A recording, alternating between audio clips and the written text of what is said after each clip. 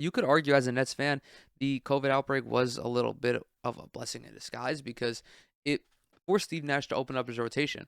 And you're seeing that these guys, these young guys, can actually play, which the depth for the Brooklyn Nets was something that has always been a concern, especially without Kyrie Irving. And it's only fitting to talk about Kyrie Irving because, let's be honest now, he has been the biggest story over the last week. If you guys remember, last Friday, I was in Target. I'm not sure I'll ever forget when this happened. I was in Target. I don't want to say I was constantly looking at my phone because it's kind of hard to do that in the supermarket, but I was, checking it because that was when the health and safety protocol shit really started to pick up steam. I got the notification. Shams tweeted, Woj tweeted something to the extent of the Brooklyn Nets are getting ready to bring Kyrie Irving back as a part-time player.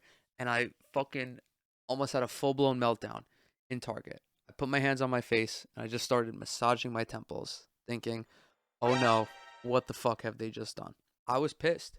I was pissed. I'm one of those people that has this the opinion that has been considered weird by some people where I'm excited that Kyrie is back, but I absolutely despise the circumstances that he's coming back. I did see a lot of people on Nets Twitter fawning over the fact that Kyrie is returning. And I've been holding my thoughts on this. Well, I don't want to say I've been holding my thoughts because I have expressed these same opinions to people, but I hadn't made a video on it. I hadn't put it on record anywhere. Back before the season started, when the Nets were talking about, what they were going to do with Kyrie Irving, they made it very clear. Very clear. Sean Marks was adamant in his refusal to allow Kyrie Irving to be a part-time player. Not only Sean Marks, Joe Tsai was in agreement as well. Steve Nash was talking to prominent players in the locker room. We're talking about, of course, namely Kevin Durant, James Harden, and Joe Harris. Probably Patty Mills as well. But, really the only guys that you want to try to appease. And they were like, we do not want Kyrie Irving back as a part-time player. He will not be playing road games. He will not be involved with the team in any regard. I don't want to say I applauded this decision because I felt it was the right one. I felt that it would be wrong for Kyrie to come back and only play in road games. I felt that he's going to be a distraction either way because people love to turn Kyrie Irving into a distraction. And at least if he's not actively involved in the team, you can kind of block it out because you're not looking at the quote unquote baggage that he's bringing to the team, even though we understand that the quote unquote baggage might not even be legitimate, but still, you're going to hear it regardless of whether he plays or not. And it just made sense to keep him out of the spotlight until the time came. And every day, every week, every month since that decision has been made, we were always in the back of our minds thinking, damn, we could really use Kyrie Irving. But everything that we knew was going to happen happened. We knew that Kevin Durant and James Harden were going to have to play excessive minutes and add to their workload even more so because Kyrie wasn't there. We knew that this team was going to struggle against the premier teams in the Eastern Conference. This was not new. And Kevin Durant has played a shitload of minutes to begin his MVP, his potential MVP campaign. The Nets, as we expected, have struggled against teams like Phoenix and Golden State and Philadelphia and Milwaukee, Chicago. They've been beaten by almost every good team in the league. They've handled business against the worst teams, but that's not going to help them when it gets to the postseason. We knew this was going to be an issue when it was announced that Kyrie wasn't going to be joining the team. Of course, anytime Kyrie made an appearance, he spoke at Media Day briefly, and everything was about his vaccination status because that was the only way that he was going to come back. It seemed was for him to get vaccinated, and knowing how Kyrie Irving operates and reading various reports, regardless of the legitimacy of them or not, we didn't think that was happening, and can't necessarily say I was surprised at that. And then, the reports come that Kevin Durant and Kyrie are talking again, and this was a video that I was going to release, but I never did, but I talked about it on last week's show. I said, I don't know if it was verbatim, but I said I do not see Kyrie Irving coming back in a part-time capacity this season. I don't think the Brooklyn Nets would do that. And what did they do? They did exactly what I predicted them not to do. As a result, they got absolutely clowned. They got cumstered and dumpstered for being cowards I also agree with that rhetoric. It is very cowardly what the Brooklyn Nets did to be so high and mighty about the good taking the good approach to handling this, especially with the pandemic going on, this, that, whatever. They did what any business does, and that's they say what is going to generate positive PR, but ultimately they are going to act on how they feel their bottom line, their product will be most positively impacted. And unfortunately, the Brooklyn Nets are significantly better with Kyrie Irving on the team, and that's why they brought him back. Kyrie gives them a significantly better chance of beating the upper echelon teams in the conference. There is, however, this little conspiracy that I've been kind of allowing to fester. And I feel that this is a bit of a ploy by the Brooklyn Nets to generate a little bit of buzz in the trade market for Kyrie Irving. And you're probably thinking, the Nets would trade Kyrie Irving? I think the Nets would 100% trade Kyrie Irving if it came down to it. There have been reports that Sean Marks is answering the phone when it comes to Kyrie Irving. He's not actively engaging in trade talks, but if a team calls him and they're inquiring about this all NBA caliber point guard, he's listening. If Kyrie Irving were not on the table, Sean Marks, I mean, he'd probably still pick up the phone, but as soon like when they talk about Kevin Durant, like yeah, Sean Marks is gonna pick up the phone, but as soon as the other GM is like, so about Kevin, Sean Marks is Sean Marks is saying, "Shut up, bozo," and he's hanging up the phone.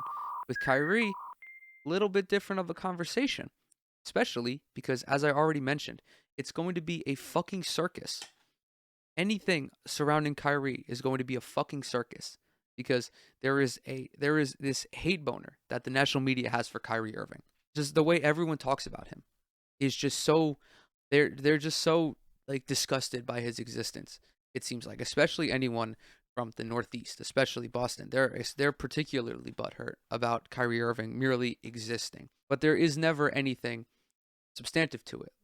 Like I saw this clip of Bill Simmons and Jackie McMullen talking about, I don't remember the specifics of it, but it was about Kyrie and it was about the Nets and it was about trading for James Harden to appease Kyrie, and now Kyrie is hurt. And first of all, the Nets traded for Kyrie Irving or for James Harden when Kyrie was healthy. And they were also talking about how stupid it was of them to give up all those pieces for James Harden. Meanwhile, James Harden is a former fucking MVP winner who averaged 36.5 points per game 3 or 4 years ago. Yes, dipshit, you're going to have to give up good players to get good players. Ultimately, it's going to be a shit show whenever Kyrie Irving is brought into any conversation. And Sean Marks knows this. The Brooklyn Nets front office, they understand what comes with having someone like Kyrie Irving, such a polarizing figure, that it might make sense to trade Kyrie Irving because you're only going to have him for 24 games. I believe he's eligible. Well, it was 24 at the time, but it's around 20 games. And Sean Marks knows that when Kyrie comes back, because he had reportedly been working out, he had been staying in shape, he had been analyzing game film.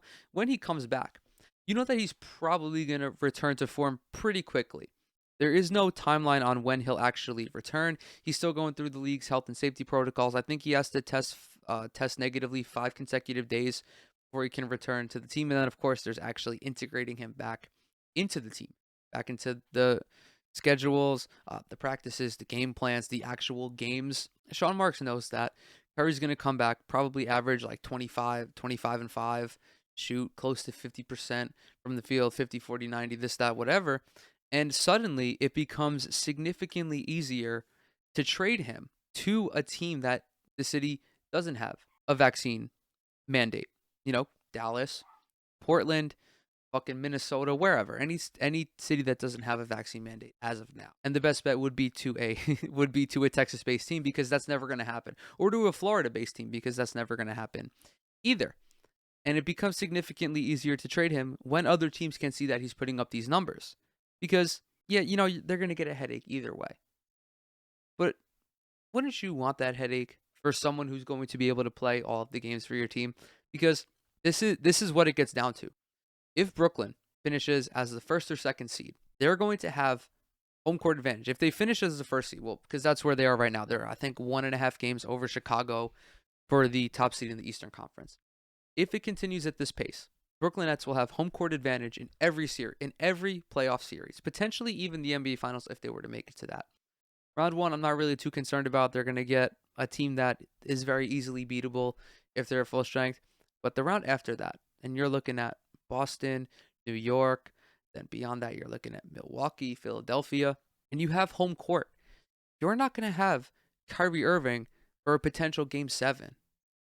And if they're going up against the Sixers or the Bucks or any team that's fully healthy, those teams are forcing a game 7. Even Miami, even Chicago.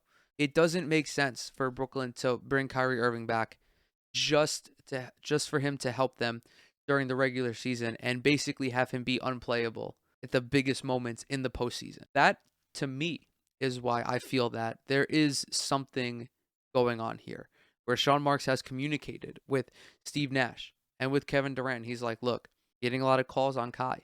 And I'm sure Sean Marks was answering a bunch of calls trying to get Kyrie off this team, because Brooklyn has no leverage in this situation if they're trying to trade Kyrie, because at this point, like, you're trading a guy who hasn't played in 3 months and is not playing because of his own dumbass decisions, right? He's facing the consequences of his actions. He has no leverage in those trade calls. So he talks to Kevin, he talks to Steve. He might not even talk to anyone. He's like, fuck it, I'm tired of this. I want to win a title. It's been 5 years trying to bring a title to this fucking team, and now the chance is here. But Kyrie is limiting it. So he's like, let's bring Kai back and let's see where it goes. Maybe we can trade him for Damian Lillard, potentially. I don't foresee that happening. Maybe we'll trade him for Damian Lillard.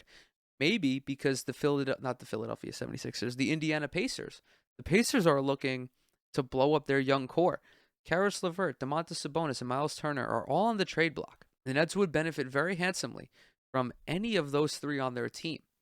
And Kyrie would benefit from not having a vaccine mandate in the city of Indianapolis. I keep bringing up that fucking trade that I saw on Bleacher Report. The Dallas Mavericks sending Kristaps Porzingis and Jalen Brunson to Brooklyn in exchange for Kyrie Irving. So the Nets have options. And it's not like Kyrie Irving is untouchable. As far as I'm concerned, the only untouchable guy on this roster is Kevin Durant. And probably also James Harden. But at this rate, with the amount of hubbub that Kyrie has caused, just, God. And I don't really feel bad saying this, because I know that my take on this is well justified. It's rooted in reality. It's not just me hating Kyrie for him existing, right? I'm not a little baby brain sports commentator who just has these unfounded reasons to hate Kyrie. I don't even hate Kyrie. I very much enjoy him. I very much enjoy watching him play basketball. I think that he is a highly intelligent individual who just got caught up in a tremendous misinformation campaign that has ill-informed tens of millions of people across the country, because he's always so well-intentioned when it comes to his social activities, right? It just seems very out of place for him to be this adamant on something like this. And I don't hate him for it. Do I hate his decision to not get vaccinated? Yes, I do. I think it's dumb. And I will continue to reiterate that. I think it's dumb. But that doesn't mean I hate him as a person. I don't know him. I don't know him personally. We're not friends. I just know him as a basketball player. And I know that he's a damn good basketball player who, contrary to what Mike Wilbon believes, who is actually dependable when he's on the court, right? You can't say Mike Wilbon was criticizing Kyrie for being undependable. Why, dude? This guy won a fucking finals for the Cleveland Cavaliers. Of course, him getting there was always a little bit of a concern, whether it be injuries or what have you, because, listen, Kyrie isn't exactly the most durable player in the NBA. We get that. But ultimately, I don't despise Kyrie. I don't despise the Nets for bringing him back. I mean, I kind of do. I think it was like, if you knew that this was going to happen, wouldn't you just bring him back from the start? If you knew that you were going to try and trade him to avoid this headache, wouldn't you bring him back? Oh, and another reason that I feel that the Nets could potentially be looking to flip him is because on December 15th was the unofficial start of trade season, because December 15th is when all free agents who signed with a new team are eligible to be traded. This news came out on Friday, 2 days after. So it's not like it was the day of or the day after. Like, that would be pretty blatant. It was also released on a Friday, because generally news that you don't want people to remember, you All right, that was weird. Generally, when it comes to news that you don't want the media to cover, you release it on a Friday because the weekend comes and then people fucking forget about it. Except, no one's gonna forget about this with Kyrie Irving. Nobody, absolutely zero people, are going to forget that the Nets are bringing back Kyrie Irving, especially because of the type of personality that he is, the type of high-profile celebrity that he is. It's just very coincidental. I'm gonna say it. I'm gonna say it, and I have been proven wrong by the Brooklyn Nets before. But I think that the Nets are going to try their hardest to trade Kyrie when February comes around, late January. I would not be surprised if I saw a tweet from Woj Sham saying that the Nets are heavily engaged in talks with insert team here about a trade centered on Kyrie Irving. I will book it. Write it down, folks. Tuesday. Tuesday, or should I do Wednesday because that's when this is going live? Either whatever. Whenever you hear this, write that down. And then if the trade deadline comes and I'm wrong, I'll be wrong. I have no problem with being wrong. But yeah, I think that this is absolutely going to be a mess. There was no way for them to do this gracefully. And before I close out this topic, I do want to read the Nets statement on this matter. Sean Marks said, "We arrived at this decision with the full support of our players and after careful consideration of our current circumstances, including players missing games due to injuries and health and safety protocols. We believe that the addition of Kyrie will not only make us a better team, but allow us to more optimally balance the physical demand on the entire roster. We look forward to Kyrie's return to the lineup as well as getting our entire roster back on the court." Like, this is straight up, this is bullshit because you knew this was going to be a problem. I'm not going to allow Sean Marks to sit in the press box or in the owner suite and pretend like he was not anticipating this going on. Obviously, the COVID thing, I get. The Nets having 11 or so players in COVID protocol, that's something that I understand he wasn't ready for. I don't think any of us were. But the physical demands thrusted upon your team without Kyrie Irving, no shit, dude.